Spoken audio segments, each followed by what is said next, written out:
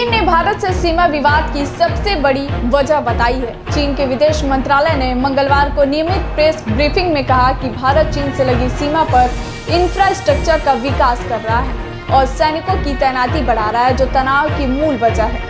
चीन के विदेश मंत्रालय के प्रवक्ता झाओ लिजियान ने कहा, कुछ वक्त से भारतीय पक्ष सीमा पर इंफ्रास्ट्रक्चर का विकास कर रहा है और सैनिकों की तादाद बढ़ा रहा है, जो दोनों पक्षों के बीच तनाव का मुख्य कारण है। हम भारतीय पक्ष से अपील करते हैं कि आपस में बनी सहमति पर अमल करें और ऐसे कदम उठाने से बचें जिससे हालात और तनावपूर्ण हो। भारत सीमाई इलाके में शांति और स्थिरता कायम रखने के लिए ठोस कदम उठाएं। झाओ से भारत के लद्दाख और अरुणाचल प्रदेश में बनाए जा रहे पुलों को लेकर सवाल किया गया था। इन पुलों की मदद से चीन के साथ सटे सीमाई इलाकों तक भारतीय सेना पहुंचना आसान हो जाएगी। इन पुलों की मदद से चीन के साथ सटे सीमाई इलाकों तक भारतीय सेना पहुंच आसान हो जाएगी। भारत एलएसी पर लगातार अपने इंफ्रास्ट्रक्चर को मजबूत कर रहा है। हाल ही में प्रधानमंत्री नरेंद्र मोदी ने हिमाचल के रोहतांग में दुनिया की सबसे लंबी टनल का भी उद्घाटन किया, जिसे लेकर चीनी मीडिया में भी खूब चर्चा हुई।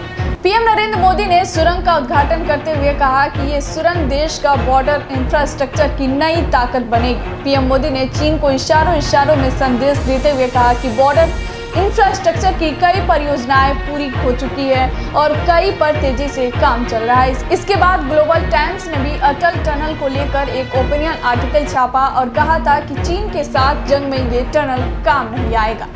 भारत और चीन के बीच सैन्य और कूटनीतिक स्तर पर कई वार्ता हो चुकी है, हालांकि अभी तक कोई समाधान नहीं निकल सका है। पिछले सप्ताह रक्षा मंत्री राजनाथ सिंह ने बॉर्डर रोड्स ऑर्गेनाइजेशन द्वारा निर्मित 44 पुलों का उद्घाटन किया था। बीआरओ 102 पुलों पर काम कर रहा है। रिपोर्ट्स के मुताबिक भारत लद्दाख से लेकर अरुणाचल प्रदेश की सीमा चीन से लगती सीमा के करीब 30 पुलों का निर्माण कर रहा है। चीनी विदेश मंत्रालय के प्रवक्ता ने अरुणाचल और लद्दाख का भी अपने बयान में जिक्र किया।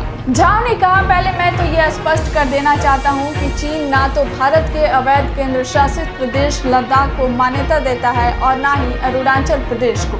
चीन अरुणाचल प्रदेश को दक्षिणी तिब्बत का हिस्सा बताता है और जम्मू कश्मीर से अनुच्छेद 370 हटाने और लद्दाख को केंद्र शासित प्रदेश बनाने को लेकर भी कड़ी आपत्ति दर्ज कराई थी। चीन के विदेश मंत्रालय ने कश्मीर पर भारत सरकार के फैसले को लेकर अपने बयान में कहा था, चीन ने हमेशा से भारतीय प्रशासनिक क्षेत्र में चीनी इलाके को शामिल करने का विरोध किया है। चीन का रुख स्थिर है और ये भी कभी नहीं बदलेगा।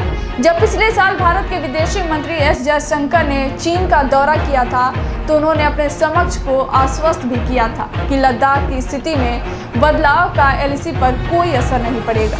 इसके बावजूद चीन ने पाकिस्तान की तरफ से कश्मीर मुद्दे को संयुक्त राष्ट्र में भी उठाने की कई बार कोशिश की। दरअसल चीन का कश्मीर के एक बड़े हिस्से अक्साई चीन पर कब्जा है, जो लद्दाख के ठीक पूर्व में स्थित है। लद्दाख पर केंद्र सरकार का सीधा नियंत्रण चीन के लिए परेशानी का सबब बन गया है। लद्दाख को केंद्र शासित प्रदेश बनाए जाने के फैसले पर आपत्ति जताते हुए चीन के विदेश मंत्री ने कहा था कि इस कदम से चीन की समरूपता के लिए चुनौती पैदा होती है और इससे दोनों देशों के बीच सीमाई इलाकों में शांति व स्थिरता कायम रखने के समझौते का भी उल्लंघन हुआ है। चीन के विदेश मंत्री वांग यी ने एस जयशंकर से मुलाकात में ये भी बात दोहराई थी कि भारत के नए फैसले में चीनी क्षेत्र शामिल है। साल 1962 में पाकिस्तान के साथ संधि करते हुए चीन ने कश्मीर से लगे हिस्से पर कब्जा कर लिया था। वर्तमान में चीन और पाकिस्तान का व्यापार नवनिर्मित कराकोरम हाईवे से होता है, जो पश्चिमी कश्मीर क्षेत्र में दोनों देशों को जोड़ता है। अरबों डॉलर की लागत से बने चीन पाकिस्तान आर्थिक कॉरिडोर परियोजना के तहत इस हाईवे को कई लेन वाले हाईवे में विकसित किए जाने की योजना है। अपने समर्थित हितों को नुकसान पहुंचाने की डर से भी चीन बेचैन हो गया है।